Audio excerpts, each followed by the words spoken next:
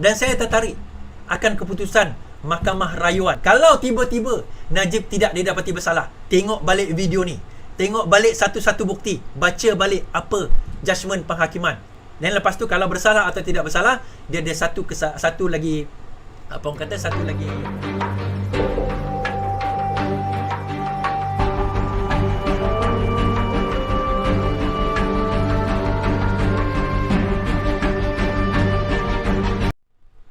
membawa saya kepada poin yang kedua, iaitu poin tentang SRC. Kan? SRC, perbicaraan SRC. Saya nak tunjuk tuan-tuan. Nanti yang kata, nanti ada orang kata, alai Suardi ni fitnah, ni semua tak betul dia ambil ni. Ni mana walaon, mana macai yang tak tahu, ni biasanya walaon lah, walaon dengan macai. Ni saya ambil buku SRC Trial Charges, Evidence and Verdict, Public Prosecutor versus Datuk Najib Tun Razak. Saya beli buku ni daripada CLJ, Criminal Law Justice Publication. Ini saya beli, boleh beli dekat website dia orang, harga RM200. Ni tebal dia. Ni tebal dia. Muka surat paling tak akhir, muka surat dia adalah 736 muka surat. Ni. Ketebalan dia, kalau nak baca semualah, sanggup nak baca. Okey. Saya dah baca, tak semualah. Saya baca summary dia. Dan lain tu semua yang tebal ni, dia punya bukti, dia punya pendakwaan, dia punya apa orang kata, setiap kali dia examine, cross examine dan sebagainya. Judge tu dia akan evaluate satu bukti yang ada. Yang tu detail. Tetapi kita akan tengok daripada segi summary, the charges dan juga summary report. Kita boleh baca dekat sini, summary report ni, dekat summary report. Kemudian daripada situ kita boleh baca juga dekat perkara-perkara ini. So kita akan bahagikan SRC trial ini, mohon maaf. Okey, bermula daripada saat ini adalah undang-undang. Ini undang-undang. Kenapa saya wajib tak sebut benda ni dulu? Dan saya harap tuan-tuan dan puan-puan tolong dengar cerita ni. Tolong dengar sampai habis. Kerana kalau kita memahami cerita ini, baru kita faham bagaimana korupsi itu berlaku di dalam negara kita. Tuan-tuan, nak menyelesaikan satu masalah, pertama kita kena mengakui dan mengetahui masalah tu dulu. Baru kita boleh menyelesaikan masalah. Macam mana kita nak selesaikan masalah corruption kalau kita tak ambil endah, tak ambil tahu macam mana corruption tu berlaku, bagaimana dia bermula, bagaimana dia berjalan, bagaimana dia terlaksana. Ni kita nak cerita satu persatu. Okey, panjang So saya akan bagikan kepada 4 section. Charges, tuduhan dia, apa yang bukti-bukti yang dibawa oleh pendakwa raya, bukti-bukti yang dibawa oleh peguam bela, kemudian apa yang dinyatakan keputusan hakim. Dan sekarang ini kes ini telah melalui rayuan, proses rayuan, dah pun habis hari itu, tengah menunggu keputusan rayuan. Penting untuk kita tengok kes ini baru kita faham tentang kes keputusan rayuan tersebut. Okey, kita mulakan.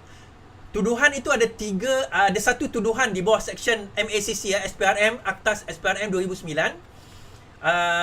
Section 23(1), 3 tuduhan criminal breach of trust di bawah ataupun pecah amanah di bawah section 409 Penal Code atau kanun kesiksaan, di mana kesalahan itu dilakukan pada 24/12 sehingga 29/12/2014, dan 3 tuduhan money laundering ataupun penggubalan wang haram di bawah akta ni panjang tau. AMLA TFPUAA, AMLA TFPUA, Anti-Money Laundering Act, Anti-Terrorism Financing and Proceeds of Unlawful Activities Act 2001. Dia punya akta panjang gila, dia punya akta dia. Okey, teruskan. Apa tuduhan dia? Sebagai ejen SRC, iaitu Perdana Menteri dan juga Menteri Keuangan dan juga Advisor Emeritus SRC yang diamanahkan kuasa ke atas harta milik syarikat dan juga atas kapasiti telah melakukan criminal breach of trust ataupun pecah amanah berjumlah 42 juta. They are in violation. Dengan itu telah menyalahi Akta 409 dan tertuduh juga telah melakukan akta money laundering ataupun penggubalan wang haram dengan menerima 42 juta dengan proceeds, dengan jumlah atau dana daripada aktiviti yang tidak sah ataupun aktiviti tidak sah di dalam akaun personal, di dalam akaun tersebut. Okey. So apa tuduhan yang Najib nak kena jawab ni? Apa tuduhan yang dia kena buktikan? Pertama, adakah tertuduh mempunyai kuasa ke atas SRC? Kedua, adakah terdapat aliran wang haram masuk ke dalam akaun tertuduh? Itu nak kena buktikan dahulu, nak kena tunjukkan. Daripada perkara tersebut, bila lepas kita tunjukkan, baru kita boleh bawa perkara ini. Baru kita boleh buktikan perkara ini. Kalau nak membuktikan dia bersalah atau tidak.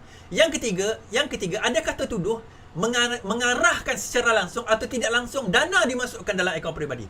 Masuk ke dalam akaun satu hal. Kadang-kadang duit masuk tu kita pun tak tahu, salah masuk. Okey, tak bersalah lagi. Tapi ada tak dia bagi arahan? Dan juga adakah akaun peribadi itu milik tertuduh? Dan adakah tertuduh tahu tentang kewujudan akaun tersebut dan ada duit kat dalam dia? Pengetahuan kena ada juga. Kadang-kadang duit tu masuk dalam akaun, kita tak tahu pun duit tu masuk dalam akaun. Kita pun tak boleh didapati bersalah kalau kita tak tahu. Okey, kita jawab. Apa bukti-bukti yang dibawa oleh pendakwa raya? Apa bukti-bukti yang dibawa oleh pendakwa raya? Yang ni cerita tuan-tuan. Tuan-tuan kena dengar apa bukti dia supaya kita dengar, oh ini rupanya bukti dia. Okey. Yang pertama, ni saya bawa ke atas sikit supaya nampak muka. Okey. Okey, apa bukti-bukti yang dibawa oleh pendakwa raya? Dia kata pada 24 Ogos, ni kita tunjuk. Pada 24 Ogos 2010, 1MDB memohon geran 33 bilion dari EPU, Ekonomi Perancangan Economic Planning Unit untuk menubuhkan SRC. Okey. 1MDB nak tubuh SRC. Tapi EPU tak bagi, dia bagi 20 juta je. Tapi 1MDB tetap juga buat SRC, ni mula SRC di bawah 1MDB pada 7 Januari 2011 dan melantik Nick Faisal sebagai CEO dia. Selepas itu, pemilikan SRC ini dipindahkan daripada 1MDB kepada MOF Incorporated ataupun Kementerian Keuangan diperbadankan. Berbeza dengan MOF, yang ini syarikat. MOF Incorporated di bawah Menteri Keuangan. 1MDB pengurusi dia Perdana Menteri di bawah Menteri Keuangan. Menteri Keuangan di bawah Perdana Menteri. Siapa Perdana Menteri? Najib. Siapa Menteri Keuangan? Najib. Okey. Kemudian Nick Faisal dilantik sebagai authorized personnel untuk akaun M-Bank Najib. Okey. Akaun Najib dia buat akaun. Ada 3-4 akaun dia buat. Akaun 694, akaun 880, akaun 898 dan akaun 906 di M-Bank Islamic. Dan 4 akaun ini dijaga oleh seseorang yang bernama Nick Faisal. Sudahlah dia CEO kepada SRC yang ditubuhkan oleh 1MDB dan kemudian dipindahkan kepada MOF. Sekarang ini dia disuruh menjaga akaun Najib. Okey. Kenapa benda ini penting? MOF Incorporated adalah pemilik SRC dan artikel M&A Memorandum of Association and Association Section 67, artikel 67 menyatakan bahawa Perdana Menteri mempunyai kuasa penuh melantik atau memecat Board of Director. Ini penting. Bahawa kuasa itu ada pada Perdana Menteri. Ini dalam M&A SRC dan sebagai penasihat emeritus sebarang pelaburan menurut Section 133 M&A, artikel 177 M&A, dia Perdana Menteri mempunyai kuasa sebagai penasihat emeritus untuk menentukan investment. Maksudnya apa? Dia ada kuasa ke atas SRC. Okey. Pada 3 Jun 2011, Nick Faisal menulis surat kepada tertuduh, iaitu Najib, tertuduh lah, untuk nak bagi tahu perlukan, dia kata kita SRC ni perlu 3.95 bilion untuk kita nak buat strategic planning. Tertuduh tanya nak dapat mana, daripada mana duit? Kita kena ambil daripada KWAP, kumpulan wang amanah pencen. Ini duit pencen pegawai kerajaan bukannya duit. Dia kata kita nak pinjam daripada KWAP. Okey. Tertuduh pun menulis nota sebab surat tu dibagi kepada Najib. Nick Faisal bagi surat kepada Najib. Najib tulis nota dekat nota kepada di data surat tu dibagi kepada CEO KWAP, iaitu Prosecution Witness 38, iaitu PW ni maksudnya saksi pendakwa, PW Prosecution Witness nombor 38, orang yang ke-38, bukti P364. Ni bagi siapa-siapa yang kata Iswardi berbohong, kita nak bagi tahu ni semua. Ini affidavit semua ada, affidavit pula apa? Bahan-bahan bukti ni semua ada. Kita nyatakan sekali. Iaitu nama dia YB Dato' Azian. Setuju dengan cadangan ini. CEO tu nama dia Azian. Dan dia beritahu Dato' Azian, arwah dah meninggal lah. Dia setuju dengan Najib ni, setuju dengan cadangan ini atas nota. Okey. Kemudian di bawah Retirement Fund, Retirement Fund Act 2007, sebarang permohonan KWAP hanya boleh diluluskan oleh Investment Panel, di mana pengurusinya ialah Setiausaha Agung Kementerian Keuangan, iaitu Prosecution Witness 45. Okey. Kemudian panel pelaburan KWAP pun diluluskan. Dia bagi 1 bilion kepada SRC. Dia okeylah, dia kata lulus, kita bagi 1 bilion. So sementara tunggu keputusan tu, tertuduh telah minta iaitu PW45 tadi, seterusnya tadi tu, cepatkan permohonan, dan dia bagi tahu dengan PW45, 1 bilion, bagi 2 lah, dia kata. Tak payah bagi 1, bagi 2. Kemudian akhirnya pinjaman 2 bilion diluluskan dengan jaminan kerajaan. Jaminan kerajaan kerajaan jamin. SRC pun memohon kepada EPF untuk jaminan. Kerajaan diminta jaminan jaminan kerajaan pada 15 Ogos, di mana Nick Faizal berjumpa dengan PW41, iaitu pegawai bertanggungjawab untuk jaminan kerajaan, dan mempercepatkan proses. Dia kata cepatkan proses. Kerajaan garanti ni. Maksudnya kerajaan garanti apa tuan-tuan? Kalau SRC tak boleh bayar, kerajaan kena tanggung. Dan inilah jumlah yang tak masuk dalam hutang kerajaan, yang kemudian PH masukkan dalam hutang kerajaan. Kita kena faham fakta ini. Dia masukkan dalam jumlah hutang kerajaan untuk menunjukkan bahawa kerajaan bukan hanya setakat kena pinjam. Kalau dia guarantee debt, kena tambah hutang. Tetapi BN tak masukkan. Tertuduh mempengerusikan mesyuarat kabinet pada 17 Ogos, di mana kabinet meluluskan jaminan kepada SRC bagi pinjaman duit KWAP sebanyak 2 bilion. Okey, dia kata sebanyak 2 bilion. Dan tertuduh tidak menyatakan kaitan dengan SRC. Dia tak bagi tahu dengan kabinet yang dia ada kaitan dengan SRC ni. Dia tak bagi tahu. Tak sampai 6 bulan tuan-tuan, dah lulus 2 bilion tadi. Tak sampai 2 bulan, 6 Februari 2016, Nick Faizal jumpa lagi yang pegawai yang luluskan garanti tu, minta lagi jaminan 2 bilion. Dah jadi 4 bilion. Mula-mula minta 2, kemudian tambah 2. Tak habis lulus lagi, tak bagi lagi duit 2 bilion, dia dah minta tak sampai 6 bulan, dapat lagi 4 bilion.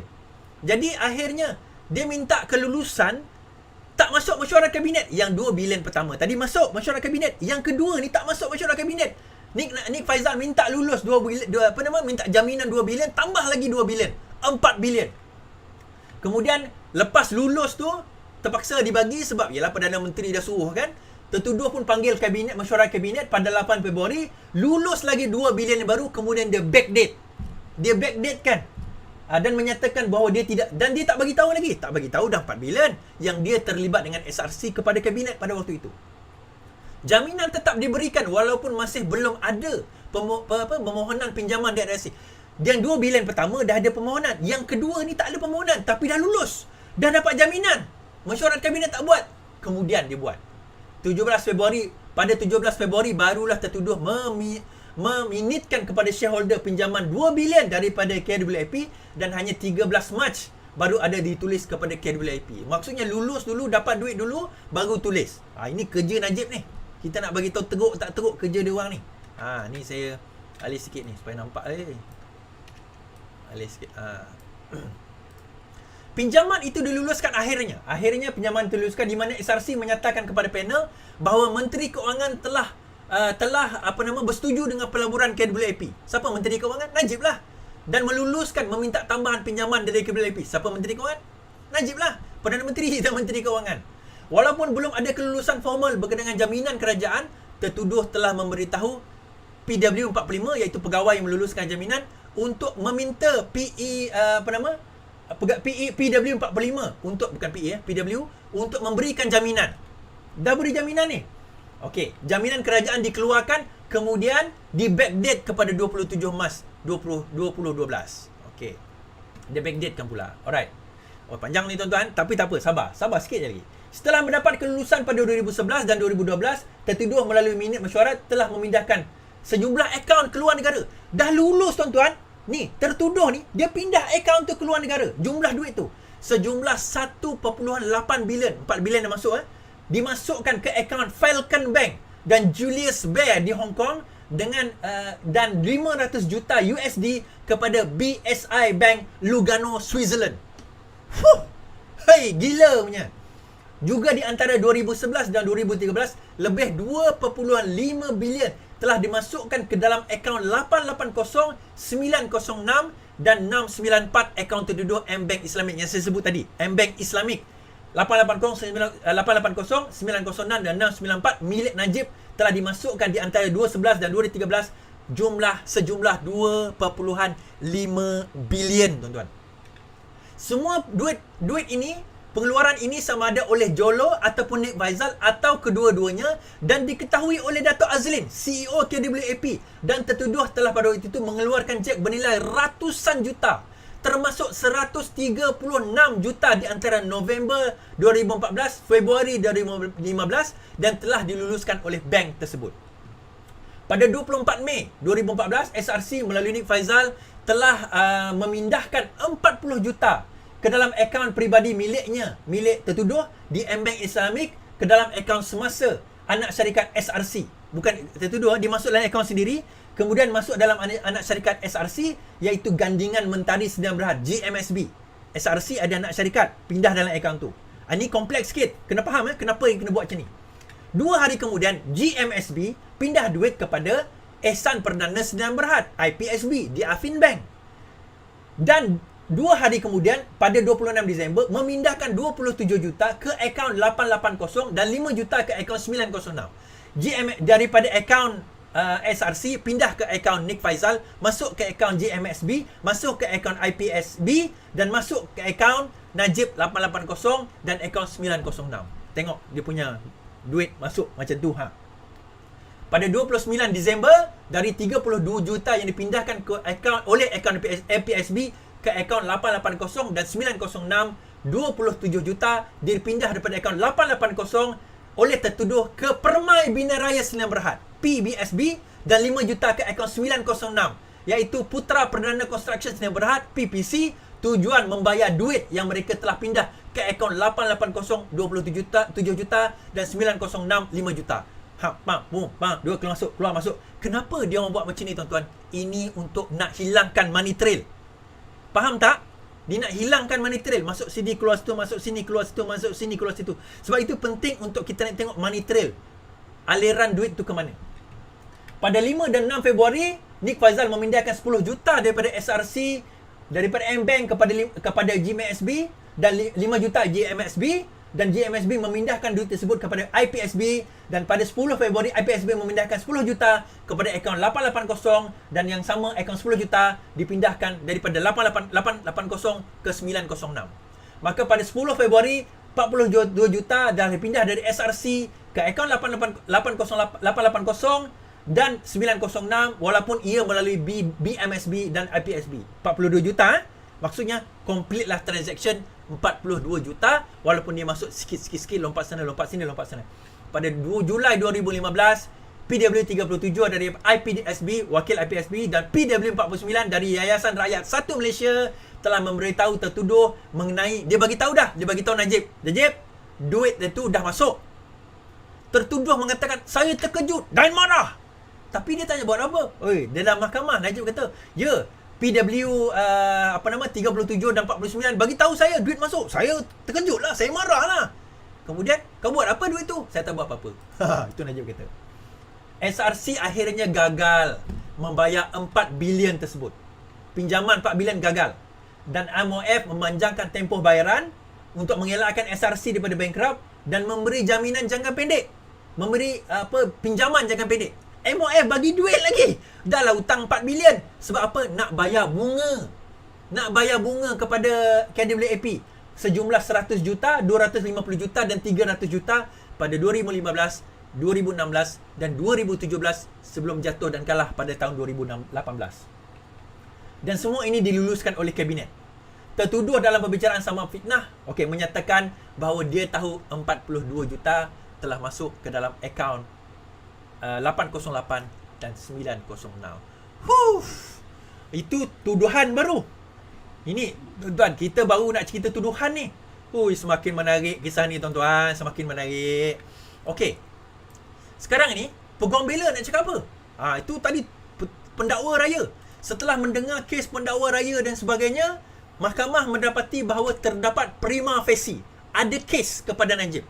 So mahkamah kata, peguam bela, pihak pembela, sila membela diri. Panggil membela diri. So akhirnya ada kes kena bela diri. So pihak pembela pun mengemukakan pembelaan diri. So apa pihak pembela kata? Dan inilah yang Walaun dan Macai selalu ulang cerita ni. So kita kena faham, kita kena baca. Dan last kali baru hakim. Dia kata Dia kata tuduhan pada Seksyen 231 di bawah Akta MACCA tu tak menunjukkan bahawa Najib ada kepentingan. Ada kepentingan. Dia tak ada interest. Dia tak ada kepentingan pun dalam syarikat tersebut.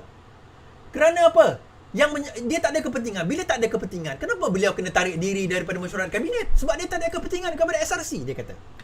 Dan juga menggunakan kedudukan untuk suapan dalam Seksyen 231 itu tidak dapat dibuktikan oleh pendakwa raya. Dia kata kerana tak ada hubungan di antara tertuduh dalam mesyuarat dalam meluluskan jaminan dan transaksi 42 juta. Dia kata tertuduh tak ada pun. Tak ada penglibatan tertuduh dalam meluluskan. Yang meluluskan kabinet, bukan dia seorang. Dia kata macam tu. Dan transaksi 42 juta dilakukan bukan oleh Najib, tetapi oleh orang lain yang berniat jahat. Jolo yang buat, Nick Faisal yang buat, diorang Dato' Azlin yang buat. Tuan-tuan nak bagi tahu Jolo tak dijumpai, Nick Faisal tak dijumpai, Dato' Azlin tu dah meninggal dunia. Jadi tiga-tiga ni tak ada dalam kes ni, tuan-tuan. So dia kata tak boleh dibuktikan lah sebab tiga-tiga tu tak ada. Diorang ni sebenarnya jahat. Najib tak tahu apa-apa pun. Kemudian tertuduh peguam bela juga mengatakan Seksyen 21 ini tidak menunjukkan korupsi kerana duit tersebut masuk dah lama, bertahun-tahun selepas mesyuarat kabinet. Mesyuarat kabinet 2011, duit tu dikatakan masuk pun 2014, 2015. Lama dah. Tak nampak pun. Kalau masuk kenapa tak masuk terus? Dia punya alasan tu. Dia kata tertuduh tidak menjaga akaun bank sendiri. Dia kata duit tu bukan tertuduh, akaun tu bukan tertuduh jaga. Dia kata daripada 2011 hingga dah 2015, yang jaga duit tu, yang tahu transaksi duit tu, akaun 880 dan 906 itu hanyalah Nick Faisal dan Jolo. Dia pun tak tahu, dia kata.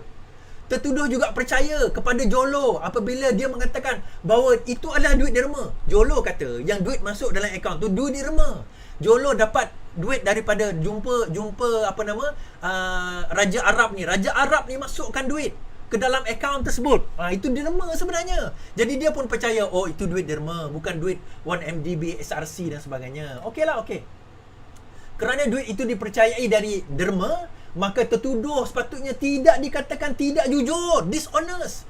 Dia tak tahu. Dia kata dia ingatkan tu duit derma. Maka kenapa pula dia kata dia tak jujur? Sebab ini duit derma. Sepatutnya duit derma dia tak tahu yang dia ditipu. Rupanya bukan duit derma. Dalam menerima atau belanja, dia belanja tu pun sebab dia tak tahu, ingatkan duit derma. Maka dia belanjalah. Tanpa elemen dishonest, maka kita tidak boleh mengatakan dia mengambil ataupun telah menyalahgunakan, misappropriate duit tersebut. Menyeleweng duit tersebut. Tak boleh dikatakan. Dan tertuduh telah ditipu oleh Jolo dan Nick Faisal. Kau ni tak faham ke? Yang secara konspirasi dan secara haramnya memasuk dan meletakkan duit tersebut ke dalam akaun secara penipuan, dan menggunakan penipuan tersebut bagi memasuk dan mengeluarkan duit tersebut. Tak nampak ke bahawa ini semua kerja Jolo, kerja penipu dan penjahat tersebut? Ini bukan kerja Najib. Najib tak tahu apa-apa. Ini semua bukannya kerja ni. Dia telah diseleweng, dia telah ditipu, telah dibuat percaya seolah itu sebenarnya duit daripada derma Arab. Itu bukan duit. Ni mana dia tahu itu duit SRC? Tertuduh juga bukan ejen. Ini technical dia dipanggil technicality. Dia bukan ejen kerana perlu ada ejen principal punya relationship, barulah kita boleh kata tertuduh didakwa di bawah Seksyen 402 dan 409. Kena ada di antara, kalau panggil ejen, kena ada ejen and principal punya relationship. Tertuduh bukan ejen, dia kata. Sebab tertuduh ni tak bertanggungjawab pun tentang SRC. Dia tak ada tanggungjawab tentang SRC. Tertuduh hanyalah supervisor dan bukannya subservient. Subservient ni di bawah SRC. Dia atas SRC. So dia bukan ejen. Ejen ni mesti di bawah. Dia kata macam tu. Okey. Ini semua hujah teknikal. Kalau dia main teknikal. Oleh kerana tertuduh sebagai PM dan Menteri Keuangan, bukan hubungan personal kepada SRC. Dia hanya pegang sebab dia Perdana Menteri. Ialah sebab MOF Incorporated secara tak langsung. Dia bukan ada kuasa pun dalam SRC kan? Betul tak? Jadi kenapa pula dia mesti bertanggungjawab kepada apa yang SRC buat? Dia tak ada tanggungjawab, dia tak ada kuasa pun, tak ada say pun terhadap SRC. Okey. Dan di bawah AMLA TFPUAA, dia mesti dibuktikan bahawa tertuduh telah menyalahgunakan kedudukan, terdapat pecah amanah. Pendakwa raya langsung tidak berjaya membuktikan 42 juta itu masuk ke dalam akaun ke dalam akaun tertuduh datang je daripada SRC dan datang je daripada pinjaman 4 bilion. Tak boleh tunjuk. Menunjukkan bukan daripada 4 bilion, itu duit derma ataupun duit tempat lain. Kena tunjukkan bahawa ada nexus, ada hubungan, bahawa 42 juta itu datang daripada 4 bilion itu. Barulah boleh didapati dia bersalah. Kalau tak boleh. Dan tertuduh tidak pernah memberi arahan kepada eksekutif SRC atau mana-mana pegawai MOF atau KWAP, dan komunikasi yang tertuduh itu hanyalah permintaan. Dia hanya minta je, dia bukan arahan. Dia akan tulis nota di situ, diluluskan. Dia bukan kata wajib kena ikut. Tak. Dan pegawai-pegawai itu kenapa dia orang ikut? Dah Perdana Menteri kata minta. Dia permintaan je, bukan arahan. Yang orang pergi ikut tu kenapa? Kalau nak dia dapati bersalah, pegawai-pegawai tu yang bersalah, bukannya Najib. Itu dia punya hujah dia. Dan tertuduh juga melihat kepada bukti Peguam Negara. Ni Peguam Negara ada buat satu kenyataan pada 26 Januari 2016 yang mengatakan bahawa tertuduh tidak bersalah. Ni kalau ingat, Peguam Negara dia buat statement, dia kata Najib tidak terlibat dengan SRC, dia tidak bersalah, dan mengesahkan bahawa siasatan telah dilakukan oleh MACC dan bahawa pinjaman KWAP itu dilakukan dengan betul dan tertuduh tidak menyalahgunakan kuasa pada dua mesyuarat kabinet dan tidak meminta suapan daripada sesiapa. Okey. So akhirnya penat akhirnya, apakah keputusan hakim? Ada nak sikit lagi. Hakim dia kata dia melihat dua perkara. Sama ada pihak pembela, dah ada pembela pun dah habis, okey, hakim pun buat keputusan. Okey, hakim kata macam ni. Okey, kita dah tengok pertuduhan tadi. Najib kata dia tak tahu duit tu masuk, dia kata dia tak ada kuasa, dia tak ada ni, dia tak ada pegangan kepada SRC, semua itulah. Okey, dia kena ingatkan duit tu duit donation Arab, Jolo telah tipu dia. Okey. Hakim kata kita akan tengok dua perkara. Pertama, sama ada pihak pembela pada penghujung pembicaraan ini telah menimbulkan keraguan munasabah, a reasonable doubt. Dipanggil keraguan munasabah ke atas kes yang dibawa oleh prosecutor. Dan yang kedua, sama ada tertuduh bersalah dalam kesalahan-kesalahan tersebut atau mana-mana tuduhan, dan apakah hukuman yang sesuai yang boleh dijatuhkan kepada si tertuduh kalau sekiranya beliau didapati bersalah. Okey. Apakah yang dikatakan oleh hakim? Okey, dia ada 3 section saya sebut tadi. Section yang pertama, kita nampak sikit. Section yang pertama, Akta XPRM 2009-231. Yang nak membuktikan bahawa tertuduh ini bersalah di bawah akta ini, pertama perlu dibuktikan adakah tertuduh bekerja, adakah tertuduh pegawai kerajaan di dalam badan awam. Saya lupa nak tulis. Dipanggil public officer dalam badan awam. Public officer tu saya lupa nak tulis. Maksudnya dia pegawai awam di dalam badan awam. Dia mesti ada 2 elemen. Pegawai awam. Kalau dia pegawai awam tapi badan tu bukan badan awam pun tak boleh. Kalau dia bukan pegawai awam, maksudnya pekerja swasta ke apa ke, terlibat dalam badan awam pun tak boleh jatuh bawah section ini. Dia ada section lain. Dan kedua, adakah dia telah menggunakan kedudukan tu untuk mendapat suapan? Untuk mendapat suapan tersebut. Okey. So hakim bertanya soalan ini. So soalan pertama, adakah dia pegawai di dalam badan awam? Soalan dia, adakah dia pegawai di dalam badan awam? Itu yang ditanyakan oleh hakim. Adakah dia pegawai di dalam badan awam? Terma pegawai di dalam badan awam ni termasuk pentadbir, ahli parlimen dan sesiapa yang menerima gaji dari badan awam.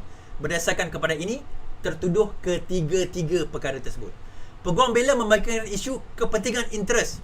Hakim berkata bahawa walaupun perkataan kepentingan tidak ada dalam seksyen ini tetapi kita boleh andaikan bahawa seseorang itu telah diandaikan, presume, menggunakan kedudukan untuk suapan apabila dia membuat sebarang keputusan atau mengambil tindakan dalam apa-apa perkara di mana dia ada kepentingan langsung atau tidak langsung. Dengan erti kata lain, kalau sekiranya dia ada kepentingan, contohnya dia dapat duit, dana dan sebagainya, maka itu kita boleh katakan ada kepentingan. Maka kita katakan, ya, dia adalah public officer dan dia ada interest, menjawab soalan interest. Dan untuk menunjukkan ada andaian kepentingan, dia ada presumption of interest, pendakwa raya mestilah menunjukkan yang tertuduh telah membuat keputusan atau mengambil tindakan dalam suatu perkara di mana dia ada kepentingan. So kita tengok Najib ni ada kepentingan tak dalam SRC? Dia ada interest tak dalam SRC? Kita tengok apa bukti dia. Alamak, kecil sangat ni. Tertuduh menurut artikel dalam MNA, Memorandum of Association, artikel 67 dan 116, SRC meletakkan bahawa Najib mempunyai kuasa melantik dan memecat lembaga pengarah. Kemudian artikel 117 ditambah untuk memberi kuasa kepada Najib menentukan sama ada SRC boleh pinjaman SRC itu boleh di mana. Maksudnya dia ada kuasa menentukan investment, bukan pinjaman, investment pelaburan SRC. Maksudnya apa tuan-tuan? Menunjukkan Najib ada kuasa kepada SRC. Dia ada kepentingan kepada SRC. So, pertama, adakah dia pegawai? Soalan, adakah dia pegawai di dalam badan awam? Jawapannya ya. Kita dah jawab. Adakah dia mempunyai kepentingan di dalam SRC? Jawapannya ya, berdasarkan memo MNA artikel 67, 116 dan 117. Pecah amanah, criminal breach of trust. Tertuduh mengatakan dia jahil. Dia tak tahu pun ada duit masuk ke dalam 880 dan 906 akaun M-Bank Islamic. Dia kata arahan diberi kepada Nik Faizal untuk pindah duit tersebut. Tetapi hakim kata, kalau dia tak tahu, kenapa ada arahan diberikan kepada Nik Faizal untuk pindah duit daripada SRC ke GMSB? Takkanlah duit tu pindah sesuka hati. Takkan CEO ada kuasa nak pindah. Yang ada kuasa nak bagi arahan siapa? Mestilah Perdana Menteri. Siapa? Ataupun kalau tak Perdana Menteri, Advisor Emeritus. Siapa Advisor Emeritus? Najib. Kemudian daripada GMSB adalah boleh dianggap sebagai unsur daripada sudut undang-undang dan daripada sudut fakta arahan daripada tertuduh. Begitu juga Dato' Azlin. Dato' Azlin mestilah memberitahu tertuduh mengenai masuknya duit 42 juta. Takkan dia tak bagi tahu duit 42 juta tak masuk. Pembuktian mengenai pengetahuan, evidence of knowledge dalam pindahan duit tersebut adalah relevan untuk menunjukkan bahawa tertuduh tahu tapi dia tak buat apa-apa, dan menunjukkan bahawa beliau dishonest, tidak jujur, dan menyokong misappropriation, penyelewengan yang telah dirancang oleh tertuduh terhadap aset dan juga harta SRC, dan juga termasuk duit 42 juta yang dimasukkan dalam akaun 880 dan 906. Okey, tapi ada derma Arab. Macam mana nak jawab derma Arab tu? Bukankah kata duit derma Arab tu sebenarnya duit derma Arab, bukannya duit daripada SRC? Hakim berkata, bukti derma Arab dalam akaun 880 dan 906 susah nak dibuktikan kerana pertama, sebahagian besar derma tersebut yang dijumlahkan 620 juta USD telah dipulangkan pada tahun 2013 dan bakinya telah digunakan oleh tertuduh dalam berbulan months sebelum 42 juta itu masuk pada 2014 ke dalam akaun tertuduh, dan 42 juta itu juga digunakan untuk tujuan lain. So macam mana kata itu derma Arab? Dan seterusnya, walaupun peguam bela telah menunjukkan ada kemasukan 49 juta, kemudian later 49 juta pada 2014 dilabelkan sebagai D604, defense punya bukti 404, ia hanya berjumlah 49 juta dan dibuktikan dalam penghakiman untuk tujuan lain. 49 juta tu untuk benda lain dibelikan, 42 juta tu lain. Tertuduh dengan itu mesti tahu ia akan sumber lain mengenai wang tersebut. Maksudnya kalau ada 49 juta, 620 juta, ni juta, maksudnya tertuduh sebenarnya tahu. Dia tak bodoh dan tak tak jahil dalam kemasukan duit.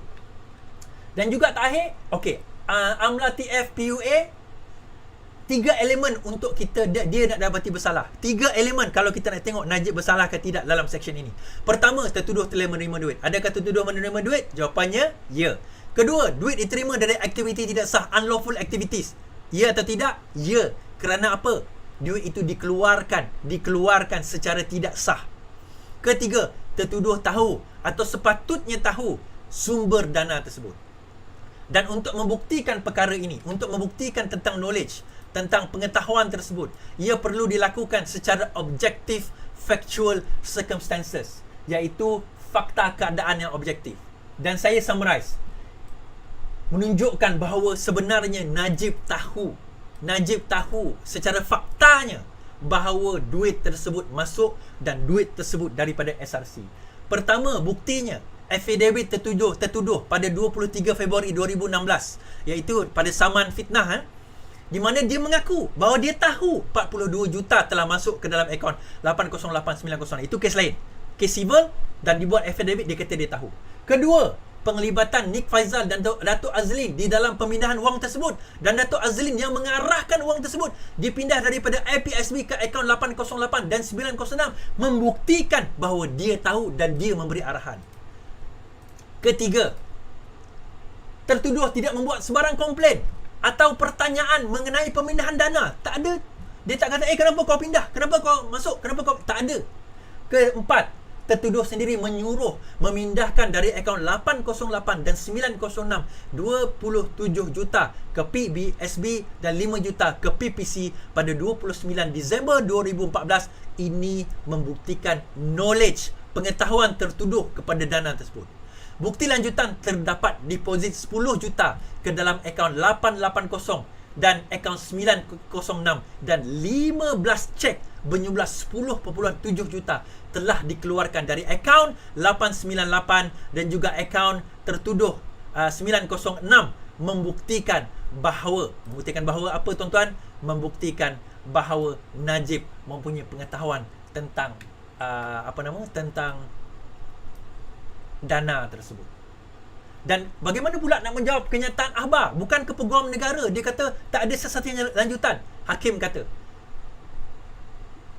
Peguam Negara membuat, saya tunjuk, Peguam Negara membuat kenyataan tersebut pada Januari 2016. Dia membuat tuduhan tersebut pada 26 Januari 2016. Sedangkan affidavit yang mana Najib kata dia tahu tentang duit SRC dibuat pada 23 Februari. Dengan kata lain, Peguam Negara pada 26 Januari tidak mempunyai informasi ini. Dia telah ditipu oleh Najib. Mengatakan dia tak tahu. Rupanya dia sudah kena tipu. Jadi dengan kata lain, sebenarnya tuan-tuan dan puan, kita nak bagi tahu secara kesimpulannya apa dia. Ni supaya korang dengar balik video ni nanti, ulang berkali-kali, ambil nota. Ni tak payah baca buku tebal macam ni. Bahawa sebenarnya tuan-tuan nak bagi tahu, nak tunjukkan, nak buktikan pada semua yang menonton ini, supaya kamu semua lihat, tengok betapa billion and billion masuk keluar di dalam dana rakyat, di dalam di dalam harta Ismet Ulam Raja ni. Untuk nak bukti, dia nak lari daripada kesalahan ni macam mana. Dan saya tertarik akan keputusan Mahkamah Rayuan yang akan diadakan pada penghujung, tak tahulah bila keputusan. Dia dah buat rayuan. Saya tertarik apa rayuan tersebut, apa penghakiman. Kalau tiba-tiba Najib tidak didapati bersalah, tengok balik video ni, tengok balik satu-satu bukti, baca balik apa judgement penghakiman, dan saya akan beli judgement tersebut. Dan lepas tu kalau bersalah atau tidak bersalah, dia ada satu lagi lifeline, iaitu Mahkamah Persekutuan untuk membuat rayuan, dan itu merupakan rayuan di terakhir untuk tidak membuktikan dia bersalah dalam kes di mana dia dituduh dan telah dipenjarakan oleh Mahkamah Tinggi dengan hukuman 12 tahun penjara dan lebih 200 juta denda. Itu dia tuan-tuan. Terima kasih kerana mendengar saya sampai ke tahap ini. Terbaik, anda memang terbaik, dan anda memang seorang yang nak tahu kebenaran. Dan inilah yang kita nak tahu, dan inilah yang kita nak bawakan, sebarkan benda ini seluas mungkin. Betul tuan-tuan, undang-undang ni bukan senang. Ada orang kata zaman Pakatan Harapan dulu, "Alah Is, kenapa Najib sampai sekarang tak ada bersalah? Pakai PH hancing. Kalau Najib itu betul-betul bersalah, memang sekarang ini kenapa?" Tuan-tuan, nak buktikan dia bersalah ni tebal dia 700 muka surat tuan-tuan. 700 muka surat. Nak buktikan apa tuan-tuan? Pakatan Harapan ni memang betul-betul ikut buku. Nak buktikan seorang bersalah. Bukan main macam Mahathir dahulu, tangkap, masuk penjara, lepas tu dia berarti tak bersalah 2004 baru dia berarti tak bersalah. Siapa yang ingin menderma, membantu.